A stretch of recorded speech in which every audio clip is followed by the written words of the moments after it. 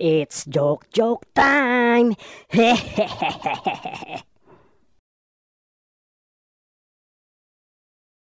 It's joke time.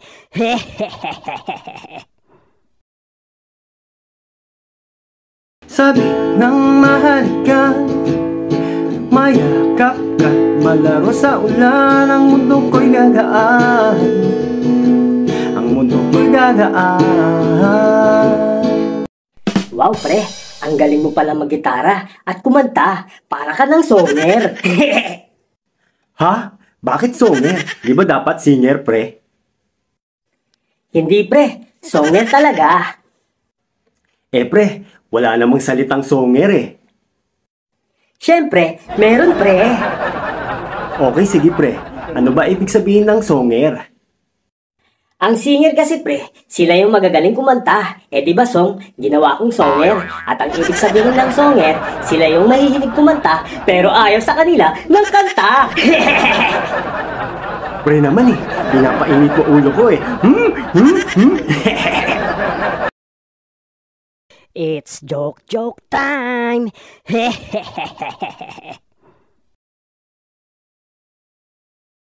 Pre, paano malalaman kung may engot at anga-anga sa sabungan? Paano ba, pre? Pag may nagdala ng bibe at pinalaban sa tandang. Ha? Paano naman malalaman kung may mas engot at anga-anga sa nagdala ng bibe? Okay, sige. Paano, pre? Siyempre, pag may pumusta sa bibe. Pre, paano mo naman malalaman kung may sindikato sa sabungan? Paano nga ba, pre? Siyempre, pag nanalo ang bibe. Ganun pala. It's joke time.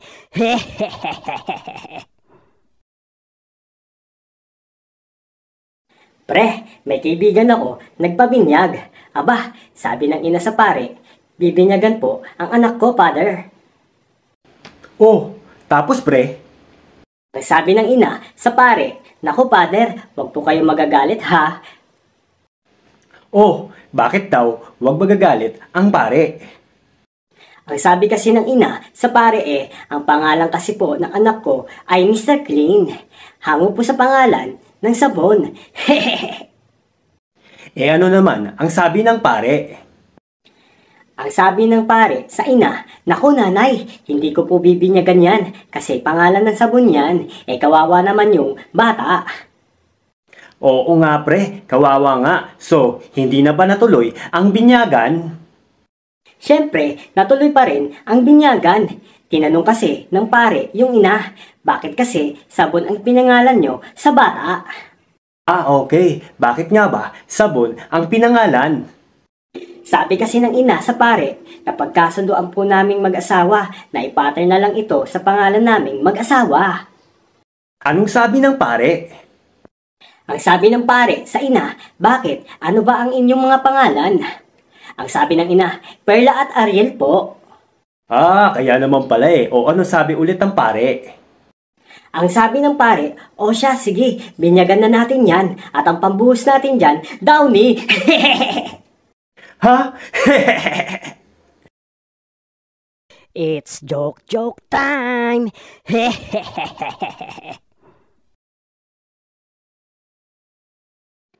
Aanin mo ang maganda at sexy. Kung sasaktan lang naman ang puso mo, dun ka na lang sa pangit. Total, wala namang pangit. Sa ginggil mo, nagagalit. It's joke time.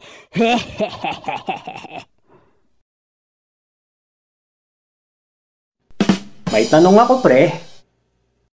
May tanong ka? Anong tanong mo, pre? Anong hayop ang nagsasalita ng bakit? Meron ba nun? Siyempre meron, pre. Ano naman yun, pre? Unggoy, pre. Ha? Unggoy? Bakit?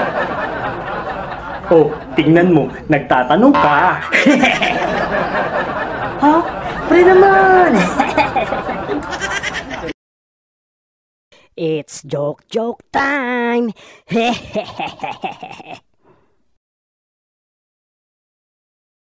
Pre, pinatisin mo muna ng mabuti ang bago mong girlfriend. Wow, pre. Masyado ka namang concern sa akin. Bakit naman? Eh di ba pre, laging maganda ang girlfriend mo. Eh baka ngayon, baka ma-scam ka.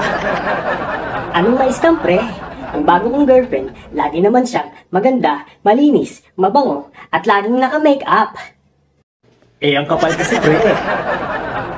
Ha? Anong makapal, pre? Ingat ka sa sinasabi mo, pre, ha? Baka mapikon ako. Ah okay pre, ipaliwanag ko lang sa'yo ng maayos nang hindi ka nasasaktan.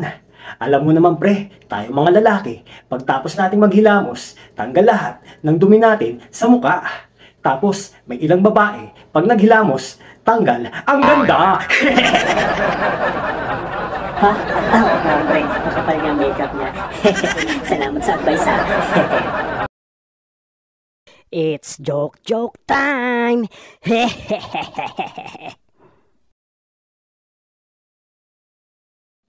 Pre, kamusta ang interview mo sa ina-applyan mong trabaho sa Purinarya? Okay naman, pre. Nakapasa ako sa interview. Wow, talaga pre? Anong tanong sa'yo sa interview? Ang tanong kasi sa akin sa interview ay, ano raw ang maibibigay ko para umunlad ang kumpanyang ito?